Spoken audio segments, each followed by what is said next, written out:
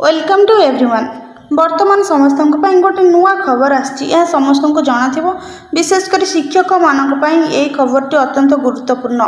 यही तथ्यटी बहुत गुरुत्वपूर्ण अच्छी शिक्षक मानक जो शिक्षक मैंने ओटीईटी पास करना देखो न्यूज़टी आसी आज तारीख न्यूज़टी आसी शिक्षकों बड़ खबर रही समस्त गणमाध्यम यह खबर प्रकाशित होती परवर्ती समय लेटर आकार में आसीज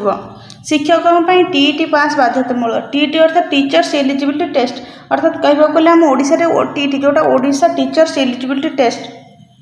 टीचर एलिजिबिलिटी टेस्ट को नहीं सुप्रीमकोर्ट को बड़ राय अर्थात सुप्रीमकोर्ट राय देती टीईटी उत्तीर्ण बाध्यतामूलक बोली राय देले सुप्रीमकोर्ट अर्थात कंपलसरी समस्त को टीईटी पास करने को पड़ो। जो शिक्षक मैंने चाकरी अच्छा 2 वर्ष टीईटी पास करने पड़ो अर्थात जो मैंने ओटीईटी पास न कर जॉइनिंग करते आगु तो से 2 वर्ष मध्य ओटीईटी पास करने पड़ो नचेत से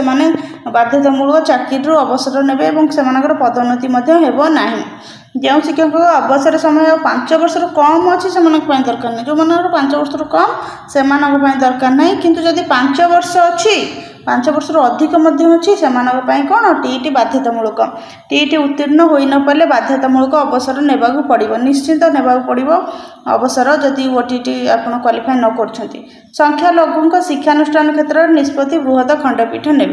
तो बर्तमान यह आज तथ्य आम मैंने जानिले समस्त शिक्षक मानक बर्तमान आगक आसो स्पेशल ओटीईटी तेणुक